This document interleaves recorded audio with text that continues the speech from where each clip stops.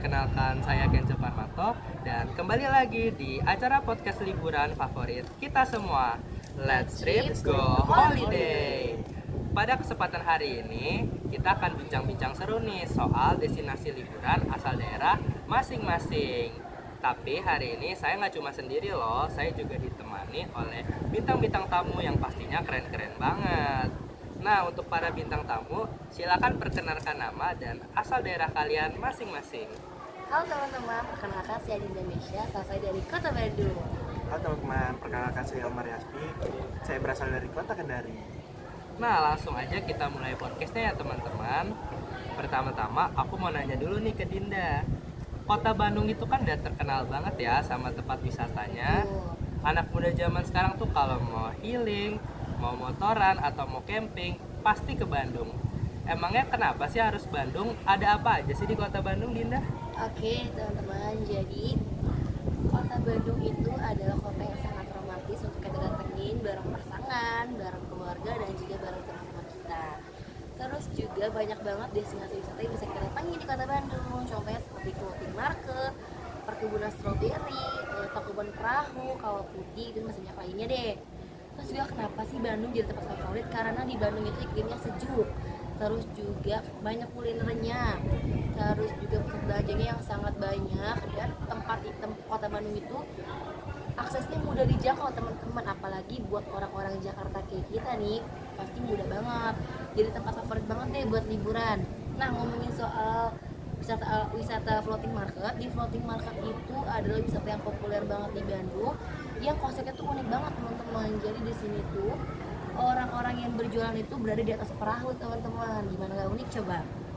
Dan juga kita tuh bisa menikmati kuliner-kuliner yang gak cuma makanan khas Sunda doang. Di situ ada jajanan pasar dan makanan internasional lainnya. Contohnya seperti bakso, cireng, sate, dan juga minuman segar seperti cendol teman-teman. Terus yang uniknya lagi, di sini tuh kita tuh bisa belanja hanya bisa menggunakan koin yang kita tukar di loket sebelum kita berbelanja teman-teman. Unik kan? Oh iya, di sini nggak cuma tentang kuliner, di sini tuh ada wahana yang bisa kita naikin. Contohnya seperti sepeda air dan juga perahu angsa teman-teman. Jadi kita tuh bisa menikmati pemandangan alam sambil kita bermain di atas air teman-teman. Terus juga di sini tuh di floating market tuh banyak spot foto yang bagus-bagus. Di floating market tuh ada area dengan nuansa Jepang ala Kyoto, dan yang super lengkap karena dia tuh ada penyewaan kostum tradisional Jepang juga yang bisa kita sewa untuk kita foto-foto di sana. Jadi cocok banget nih untuk teman-teman yang suka foto-foto. Wah, seru banget ya Din, Bandung. Bisa jadi tempat favorit. Betul banget. Kalau buat wisata alamnya apa aja sih Din di sana? Wah, kalau ngomongin wisata alam di Bandung sih nggak akan ada habisnya ya, karena di Bandung itu sangat-sangat bagus banget alamnya teman-teman. Contohnya seperti ada wisata kawah putih, tangkuban perahu, dan juga perkebunan stroberi teman-teman. Wah, aku sering denger tuh Din, Kawah Putih. Tapi di sana tuh ada apa aja sih? Oh, kawah putih itu adalah salah satu wisata populer juga di Bandung yang terletak di daerah Ciwidey di selatan kota Bandung teman-teman. Jadi kawah putih itu adalah sebuah danau vulkanik yang terbentuk karena letusan gunung Patuha pada abad ke-10 teman-teman. Dan kawah putih itu punya keunikan, yaitu dari airnya bisa berubah warnanya, dari kebiruan, kehijauan, atau keabu-abuan. Dan juga punya keunikan lain teman-teman, yaitu mempunyai keunikan ya, suasana mistis karena banyak kabut yang mengelilingi kawah putih teman-teman. Udah gitu, kawah putih juga dikelilingi oleh tebing-tebing dan juga pepohonan yang tinggi-tinggi teman-teman. Jadi kadang-kadang tempat ini juga dijadikan tempat foto-foto prewedding atau fotografi lainnya. Nah, itu dia tentang wisata Bandung. Aku pengen dengar nih dari Kenzo, wisata Bali. Kalau wisata Bali itu katanya spotnya mahal-mahal ya Ken, bener gak sih? Nah, sebelum aku jawab pertanyaan dari Dinda, aku mau jelasin dulu nih ke teman-teman. Pulau Bali itu apa sih? Nah, Pulau Bali itu adalah pulau yang memiliki keindahan alam dan keanekaragaman destinasi wisatanya. Nah, aku mau jawab nih pertanyaan Dinda nih. Kok mahal-mahal ya di Bali ya?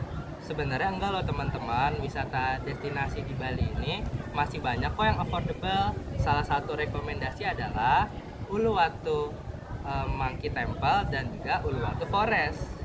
Nah, di Uluwatu Forest ini adalah hutan yang menjadi habitat alami bagi monyet-monyet abu-abu berekor panjang.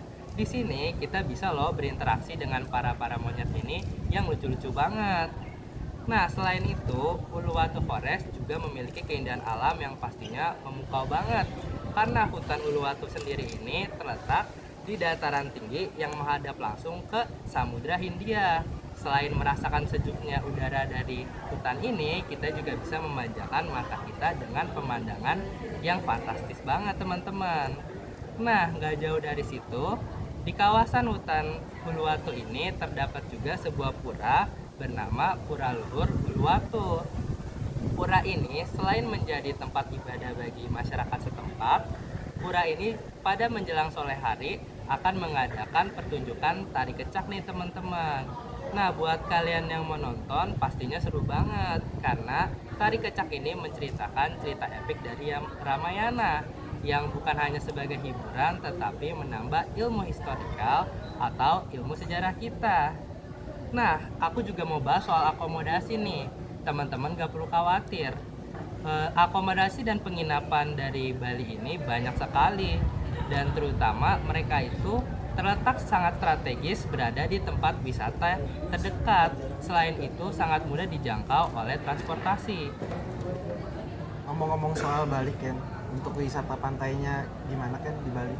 Waduh, kalau ngomongin pantai, Bali itu juaranya teman-teman. Salah satu wisata pantai yang saya rekomendasi itu Pantai Sanur. Pantai ini menjadi favorit bagi destinasi para wisatawan asing untuk berjemur dan menikmati sunset teman-teman. Nah, buat teman-teman juga yang pengen coba aktivitas seru nih, kalian bisa coba snorkeling atau naik perahu untuk menikmati keindahan terumbu karang di bawah laut Pantai Sanur.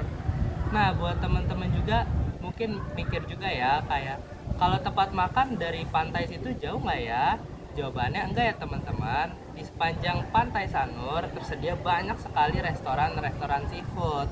Nah, ini itu menjadi surga bagi para pecinta makanan laut. Nah, segitu aja teman-teman penjelasan saya tentang destinasi wisata di Bali.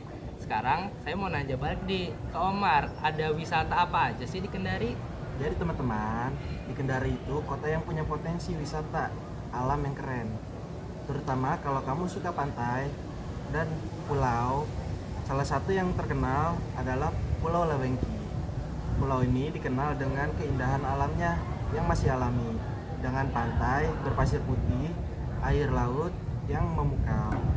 Selain menjadi wisata alam, wisata bagi pecinta alam, Pulau Labengki sering disebut sebagai miniatur Raja Ampat karena punya kemiripan dengan Kepulauan Raja Ampat di Papua Barat. Di sekitar Pulau Labengki terdapat beberapa pulau kecil, termasuk Pulau Sombori yang juga menjadi daya tarik bagi wisatawan.